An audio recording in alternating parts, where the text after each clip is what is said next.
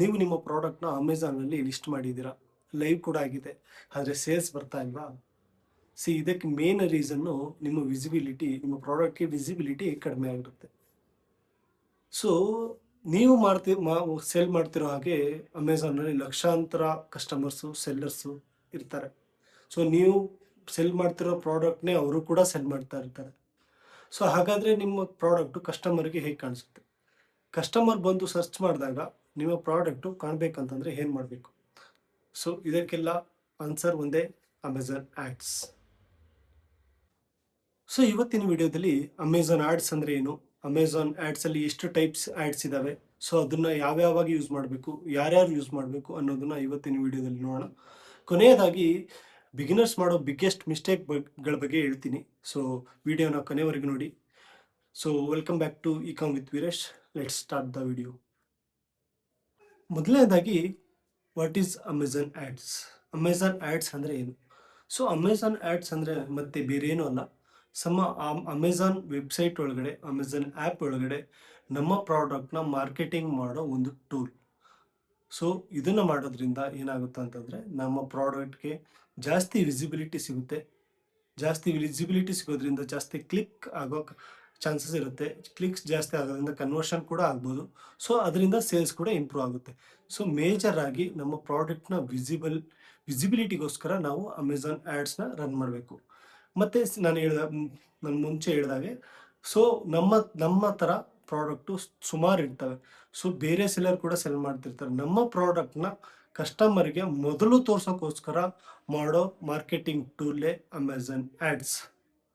ಎರಡನೇ ಪಾಯಿಂಟು, ನಾವು ಯಾಕೆ ಅಮೆಝಾನ್ ಆ್ಯಡ್ಸ್ನ ಮಾಡಬೇಕು ಅಲ್ವಾ? So why we need Amazon ads?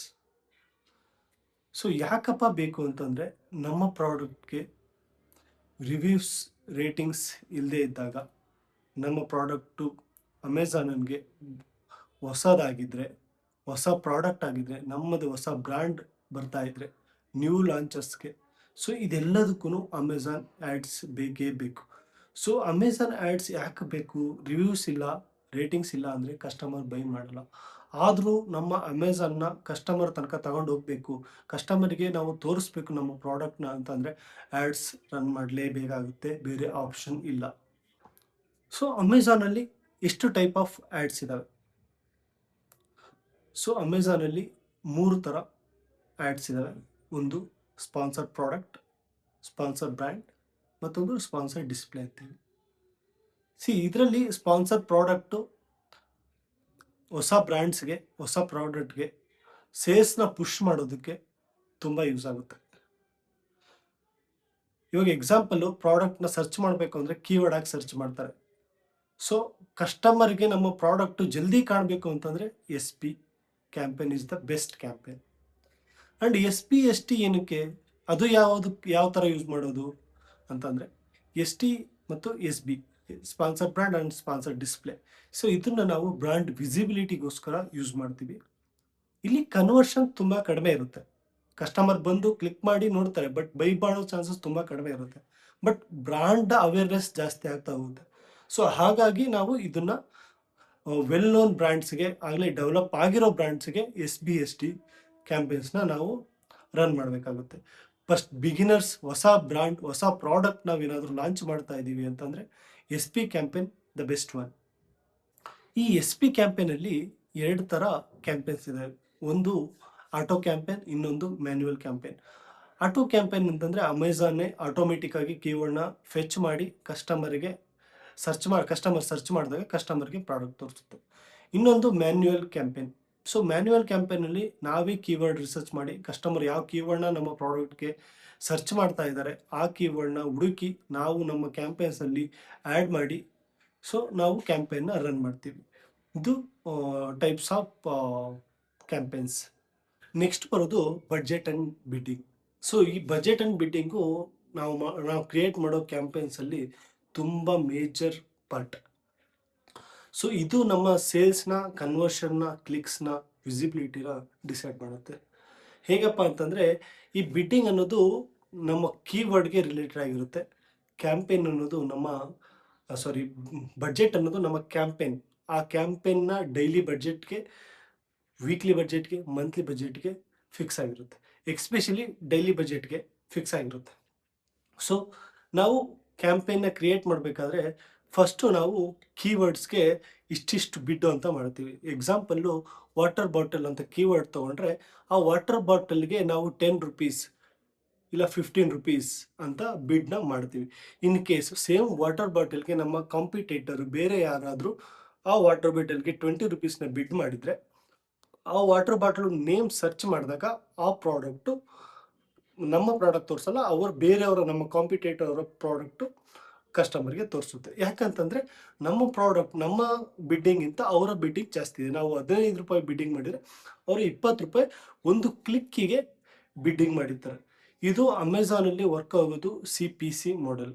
CPC ಅಂತಂದರೆ ಕಾಸ್ಟ್ ಪರ್ ಕ್ಲಿಕ್. ಒಂದು ಕ್ಲಿಕ್ಕಿಗೆ ₹15ರಿಂದ ₹20 ನಾವು ಎಷ್ಟು ಬಿಡ್ಡಿಂಗ್ ಮಾಡಿರ್ತೀವಿ ಅಷ್ಟು ಅಮೌಂಟನ್ನು ಕಟ್ ಮಾಡ್ತಾರೆ. ಕಸ್ಟಮರ್ ಬೈ ಮಾಡಲಿ ಬಿಡಲಿ ಕಟ್ ಆಗೋದು ಕ್ಲಿಕ್ ಮಾಡಿದರೆ ಕಟ್ ಆಗಿಬಿಡುತ್ತೆ.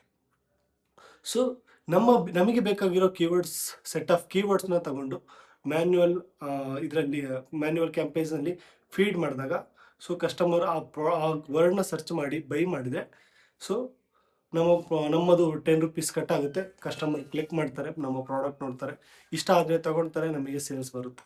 ಸೊ ಇದು CPC ಮತ್ತು ಬಿಡ್ಡಿಂಗಿಂದ ಆಯಿತು. ಸೊ ಬಡ್ಜೆಟಿಂಗ್ ಅಂತಂದರೆ ಸೊ ಎಕ್ಸಾಂಪಲ್ಲು ನಮಗೆ ಒಂದು ಪ್ರಾಡಕ್ಟ್ನ ನಮ್ಮ ವಾಟರ್ ಬಾಟಲ್ನ ಸೆಲ್ ಮಾಡಬೇಕಂದ್ರೆ ಒಂದು ವಾಟರ್ ಬಾಟಲ್ನ ಸೆಲ್ ಮಾಡಬೇಕಂತಂದರೆ ನಮಗೆ ಆ್ಯಡ್ಸ್ ರನ್ ಮಾಡೋಕ್ಕೆ ಡೈಲಿ ಬಡ್ಜೆಟ್ ಅಂತೇಳಿ ಒಂದು ₹1000 ₹500 ಈ ಥರ ಫಿಕ್ಸ್ ಮಾಡ್ಕೋಬೇಕು. ಸೊ ಇವಾಗ ಎಕ್ಸಾಂಪಲ್ಲು ನೀವು 1000 ಜನ ಬಂತಂದ್ರು ಕ್ಲಿಕ್ ಮಾಡಿ ಡೈಲಿ ಬಜೆಟ್ ಖಾಲಿ ಆಗಿಬಿಡ್ತು, 10,000 ತನಕ ಹೋಗ್ಬಿಡ್ತು, 5,000 ತನಕ ಹೋಗ್ಬಿಡ್ತು, 2,000 ತನಕ ಹೋಯ್ತು, ಸ್ಪೆಂಡ್ ಆಯಿತು ಅಂತಂದರೆ ಆವಾಗ ನಮಗೆ ತುಂಬ ಲಾಸ್ ಆಗುತ್ತೆ. ಸೊ ಅದಕ್ಕೋಸ್ಕರನೇ ಈ ಬಡ್ಜೆಟಿಂಗ್ ಸಿಸ್ಟಮ್ ಇರೋದು. ಸೊ ನಮಗೆ ₹1000 ಇವತ್ತು ಸ್ಪೆಂಡ್ ಮಾಡಬೇಕಾ, ₹1000 ಹಾಕ್ತೀವಿ. 500 ಅಷ್ಟೇ ಸ್ಪೆಂಡ್ ಮಾಡಬೇಕಾ, 500 ಅಷ್ಟೇ ಸ್ಪೆಂಡ್ ಆಗುತ್ತೆ. ಸೊ ಇದು ಬಡ್ಜೆಟ್ ಆ್ಯಂಡ್ ಬಿಡ್ಡಿಂಗ್. ಸೊ ಇದು ತುಂಬ ಇಂಪಾರ್ಟೆಂಟು. ಇದನ್ನು ಬಿಗಿನರ್ಸ್ ಯಾವಾಗ್ಲೂ ಮಿನಿಮಮ್ 200-300ಇಂದ 250 ಇಲ್ಲಾಂದರೆ 500 ತನಕ ಮಾಡಿ. ಸೊ ಅದಾದಮೇಲೆ ನಿಮಗೆ ಕ್ಲಿಕ್ಸ್ ಬರ್ತಾ ಇದೆ, ಸೇಲ್ಸ್ ಬರ್ತಾ ಇದೆ ಅಂದರೆ ಮಾತ್ರ ನೀವು ಬಿಡ್ಡಿಂಗ್ನ ಕಂಟಿನ್ಯೂ ಮಾಡ್ಬೋದು. ಇಲ್ಲಾಂದರೆ ಇನ್ಕ್ರೀಸ್ ಮಾಡ್ಬೋದು, ಇಲ್ಲ ಡಿಕ್ರೀಸ್ ಮಾಡ್ಬೋದು. ಸೊ ಇದಾದಮೇಲೆ ನೆಕ್ಸ್ಟ್ ಬರೋದು ಆಪ್ಟಿಮೈಸೇಷನ್. ಸೊ ನಾನು ಇವಾಗ ಎಕ್ಸ್ಪ್ಲೇನ್ ಮಾಡಿದ ಹಾಗೆ ನಾವು ಕೆಲವೊಂದು ಕೀವರ್ಡ್ಸ್ನ ನಮ್ಮ ಕ್ಯಾಂಪೇನಲ್ಲಿ ಆ್ಯಡ್ ಮಾಡಿರ್ತೀವಿ. ಕಸ್ಟಮರು ಕ್ಲಿಕ್ ಮಾಡ್ತಾ ಇದ್ದಾರೆ, ಬೈ ಮಾಡ್ತಾ ಇಲ್ಲ, ಕ್ಲಿಕ್ ಮಾಡಿ ಬೈ ಮಾಡ್ತಾ ಇದ್ದಾರೆ. ಸೊ ಈ ಥರ ಎಲ್ಲ ತುಂಬ ಬರುತ್ತೆ. ಸೊ ಕಸ್ಟಮರ್ ಬರೀ ನೋಡ್ತಾ ಇದ್ದಾರೆ, ಕ್ಲಿಕ್ ಮಾಡ್ತಾ ಇಲ್ಲ, ಈ ಥರ ಎಲ್ಲ ತುಂಬ ಇದೆ.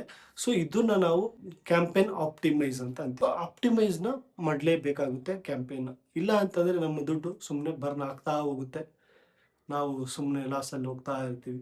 ಸೊ ಯಾವಾಗಲೂ ಕ್ಯಾಂಪೇನ್ನ ಕ್ರಿಯೇಟ್ ಮಾಡೋದು ತುಂಬ ಈಸಿ. ಕ್ಯಾಂಪೇನ್ನ ಮೇಂಟೈನ್ ಮಾಡೋದು, ಅದನ್ನು ಆಪ್ಟಿಮೈಸ್ ಮಾಡೋದು ತುಂಬ ಕಷ್ಟ. ಸೊ ಅದನ್ನು ಮಾಡೋದು ಮಸ್ಟ್ ಆ್ಯಂಡ್ ಶುಡ್, ನೀವು ಮಾಡಲೇಬೇಕು. ಇಲ್ಲ ಅಂತಂದರೆ ನೀವು ಬಿಸ್ನೆಸ್ ಮಾಡ್ತಿರೋದೇ ವೇಸ್ಟ್ ಆಗುತ್ತೆ. ಸೊ ಎಕ್ಸಾಂಪಲ್ಲು ಆಪ್ಟಿಮೈಸೇಷನ್ ಅಂದರೆ ನಾನು ಹೇಳ್ದಂಗೆ ಕೀವರ್ಡ್ಗೆ ಯಾವ್ಯಾವ ಕೀವರ್ಡ್ಗೆ ನಮಗೆ ಸೇಲ್ ಬರ್ತಾ ಇದೆ, ಯಾವ್ಯಾವ ಕೀವರ್ಡ್ಗೆ ಬರ್ತಾ ಇಲ್ಲ ಅನ್ನೋದನ್ನು ನೋಡಿಕೊಂಡು ಬಿಡ್ಡಿಂಗ್ನ ಜಾಸ್ತಿ. ಇವಾಗ ನಮಗೆ ಸೇಲ್ಸ್ ಒಂದು ಕೀವರ್ಡಿಂದ ಬರ್ತಾ ಇದೆ, ಆ ಕೀವರ್ಡ್ ಬಿಡ್ಡಿಂಗ್ ಬೇಕಾದ್ರೆ ಜಾಸ್ತಿ ಮಾಡಿ. ಸೊ ಕೆಲವೊಂದಕ್ಕೆ ಕ್ಲಿಕ್ ಆಗ್ತಾ ಇದೆ, ಸೇಲ್ಸ್ ಬರ್ತಾ ಇಲ್ಲ, ಆ ಕ್ಯಾಂಪೇನ್ಸ್ನ ಆ ಕೀವರ್ಡ್ಸ್ನ ರಿಮೂವ್ ಮಾಡಿ, ಇಲ್ಲಾಂದರೆ ಪಾಸ್ ಮಾಡಿ. ಸೊ ಇದು ಆಪ್ಟಿಮೈಸೇಷನು. ಸೊ ತುಂಬ ಇಂಪಾರ್ಟೆಂಟು, ಇದು ಮಾತ್ರ ಮರಿಬೇಡಿ. ಸೊ ಕೊನೆಯದಾಗಿ ಬಿಗಿನರ್ಸ್ ಮಾಡೋ ಬಿಗ್ಗೆಸ್ಟ್ ಮಿಸ್ಟೇಕ್ಸ್ ಮೇನ್ ಆಗಿ ಬರೋದೇ ಸರಿಯಾಗಿ ಕ್ಯಾಂಪೇನ್ ಬಡ್ಜೆಟ್ ಫಿಕ್ಸ್ ಮಾಡದೇ ಇರೋದು, ಮತ್ತು ಕೀವರ್ಡ್ನ CPC ಇಲ್ಲ ಬಿಡ್ಡಿಂಗ್ ಏನಂತೀವಿ ಅದನ್ನು ಎಷ್ಟು ಬೇಕಾರೋ ಅಷ್ಟೇ ಇಡೋದು. ಸೊ ಅದಕ್ಕೂ ಟೈಮ್ ಇದೆ. ಸೊ ಎಷ್ಟು ಬೇಕೋ ಸಜೆಸ್ಟೆಡ್ ಬಿಡ್ ಅಂತ ಅವರು ತೋರಿಸ್ತಾರೆ ಅಮೆಝಾನ್ ಸೈಟಲ್ಲಿ. ಸೊ ಅದ್ರ ಪ್ರಕಾರ ಮಾಡಿ, ಇಲ್ಲ ಅಂದರೆ ಅದಕ್ಕಿಂತ ಕಡಿಮೆ ಮಾಡಿ. ಫಸ್ಟು ಅನಾಲಿಸಿಸ್ ಮಾಡಿ ಅದು ವರ್ಕ್ ಆಗ್ತಿದೆಯೋ ಇಲ್ಲೋ ಅಂತೇಳಿ. ನೆಕ್ಸ್ಟು ನೀವು ಅದನ್ನು ಕ್ಲಿಯರ್ ಮಾಡಬೇಕು. ಸೊ ಅಂದರೆ ಕ್ಲಿಯರ್ ಮಾಡೋದು ಅಂತಂದರೆ ನಿಮಗೆ ಯಾವ್ದು ವರ್ಕ್ ಆಗ್ತಿದೋ ಅದನ್ನು ಇಟ್ಕೊಳ್ಳಿ, ಯಾವ್ದು ವರ್ಕ್ ಆಗ್ತಿಲ್ಲ ಅದನ್ನೆಲ್ಲ ರಿಮೂವ್ ಮಾಡಿ. ನೆಕ್ಸ್ಟು ಆಪ್ಟಿಮೈಸೇಷನ್ ಮಾಡದೇ ಇರೋದು. ಸೊ ನಾನು ಈಗಾಗಲೇ ಹೇಳಿದಾಗೆ ಆಪ್ಟಿಮೈಸ್ ಮಾಡೋದು ತುಂಬ ಇಂಪಾರ್ಟೆಂಟ್ ಆಗುತ್ತೆ. ಸೊ ನೀವು 3 days ಒನ್ಸ್ ಇಲ್ಲ ವೀಕ್ಲಿ ಒನ್ಸ್ ನೀವು ಆಪ್ಟಿಮೈಸ್ ಮಾಡಲೇಬೇಕು. ಸೊ ಅಮೆಝಾನ್ ಸೆಟ್ಲ್ ಆಗೋಕ್ಕೆ ಅಮೆಝಾನ್ ಆ್ಯಡ್ಸು ನಾವು ಈ ಕ್ಯಾಂಪೇನ್ ಇವತ್ತು ಕ್ರಿಯೇಟ್ ಮಾಡಿದ್ದೀವಿ, ಅದು ಸೆಟ್ಲ್ ಆಗೋಕ್ಕಿನ ಅಟ್ಲೀಸ್ಟ್ 3 ಡೇಸ್ ಬೇಕೇ ಬೇಕು. ಸೊ ಅದೇ 3 ಡೇಸ್ ಆದಮೇಲೆ ನೀವು ಅದು ವರ್ಕ್ ಆಗ್ತಿದೆಯೋ ಇಲ್ಲವೋ ಅಂತ ಚೆಕ್ ಮಾಡಿ ಅದನ್ನು ಆಪ್ಟಿಮೈಸ್ ಮಾಡೋದು ತುಂಬ ಇಂಪಾರ್ಟೆಂಟ್ ಆಗುತ್ತೆ. ಮತ್ತು ಇನ್ನೊಂದು ನೆಗೆಟಿವ್ ಕೀವರ್ಡ್ಸ್ನ ಕ್ಯಾಂಪೇನಲ್ಲಿ ಆ್ಯಡ್ ಮಾಡದೇ ಇರೋದು. ಸೊ ನೆಗೆಟಿವ್ ಕೀವರ್ಡ್ಸ್ ಅನ್ನೋದು ತುಂಬ ಇಂಪಾರ್ಟೆಂಟ್ ಆಗುತ್ತೆ. ನಾವು ಕ್ಯಾಂಪೇನ್ ಕ್ರಿಯೇಟ್ ಮಾಡಬೇಕಾದ್ರೆ ಯಾರಾದರೂ ನಮ್ಮ ಪ್ರಾಡಕ್ಟ್ ರಿಲೇಟೆಡ್ ಬಿಟ್ಟು ಬೇರೆ ಕೀವರ್ಡ್ನ ಯೂಸ್ ಮಾಡಿ ನಮ್ಮ ಪ್ರಾಡಕ್ಟ್ ನೋಡ್ತಾ ಇದ್ದಾರೆ ಅಂತಂದರೆ ಆ ಕೀವರ್ಡ್ಸ್ನ ನಾವು ಹಾಕ್ಬಾರ್ದು ಆ್ಯಕ್ಚುಲಿ. ಸೊ ಅದಕ್ಕೆ ಸುಮ್ಮನೆ ಬಿಡ್ಡಿಂಗ್ ಎಲ್ಲ ಬರ್ನ್ ಆಗುತ್ತೆ. ಯಾಕಪ್ಪ ಅಂತಂದರೆ ಕಸ್ಟಮರ್ ಬಂದಿರೋದು ಬೇರೆ ಪ್ರಾಡಕ್ಟ್ನ ತೊಗೊಳೋಕ್ಕೆ, ನಮ್ಮ ಪ್ರಾಡಕ್ಟ್ ತೊಗೊಳ್ಳಲ್ಲ. ನಮ್ಮ ಪ್ರಾಡಕ್ಟ್ ತೊಗೊಳಕ್ಕೆ ಬಂದಿದ್ರೆ ನಮ್ಮ ನಮ್ಮ ಪ್ರಾಡಕ್ಟ್ ರಿಲೇಟೆಡ್ ಕೀವರ್ಡ್ನ ಯೂಸ್ ಮಾಡ್ತಾಯಿದ್ರು. ಸೊ ಹಾಗಾಗಿ ನೆಗೆಟಿವ್ ಕೀವರ್ಡ್ ಅನ್ನೋದು ತುಂಬ ಇಂಪಾರ್ಟೆಂಟ್ ಆಗುತ್ತೆ. ಸೊ ಇನ್ನೊಂದು, ಡೈಲಿ ನಾವು ಕ್ಯಾಂಪೇನ್ಸ್ನ ಮಾನಿಟರ್ ಮಾಡ್ತಿರ್ಬೇಕಾಗುತ್ತೆ. ಸೊ ಹೇಗೆ ನಡೀತಾ ಇದೆ, ಹೇಗೆ ವರ್ಕ್ ಆಗ್ತಿದೆಯೋ ಇಲ್ಲೋ, ಸೊ ವಿಸಿಬಿಲಿಟಿ ಬರ್ತಾ ಇದೆಯೋ ಇಲ್ಲೋ, ಇಂಪ್ರೆಷನ್ ಬರಲಿಲ್ಲ ಅಂತಂದರೆ ನಾವು ಅದನ್ನು ತಕ್ಷಣವೇ ಪಾಸ್ ಮಾಡಬೇಕು. ಇಂಪ್ರೆಷನ್ಸೇ ಬರಲಿಲ್ಲ ಅಂತಂದರೆ ಸೊ ಕ್ಲಿಕ್ಸು ಬರೋಲ್ಲ, ಸೇಲ್ಸು ಆಗೋಲ್ಲ ಅಲ್ವಾ. ಸೊ ಹಂಗಾಗಿ ನಾವು ಡೈಲಿ ಮಾನಿಟರಿಂಗ್ ಮಾಡೋದು ತುಂಬ ಇಂಪಾರ್ಟೆಂಟ್ ಆಗುತ್ತೆ. ಮತ್ತೊಂದು, ಆ್ಯಕೋಸ್ನ ನಾವು ಡೈಲಿ ಚೆಕ್ ಮಾಡ್ತಾನೆ ಇರಬೇಕು. ಆ್ಯಕೋಸ್ ಅಂದರೆ so add cost on sales ಅಂತಂದರೆ ನಮ್ಮ ಆ್ಯಡ್ಸ್ ಬಜೆಟ್ಟು ನಮ್ಮ ಸೇಲ್ಸ್ನ ಎಷ್ಟು ಪರ್ಸೆಂಟ್ ಇದೆ ಅನ್ನೋದನ್ನು ನಾವು ನೋಡಬೇಕಾಗುತ್ತೆ. ಇದು ಯಾವಾಗಲೂ ತುಂಬ ಕಡಿಮೆ ಇರಬೇಕು.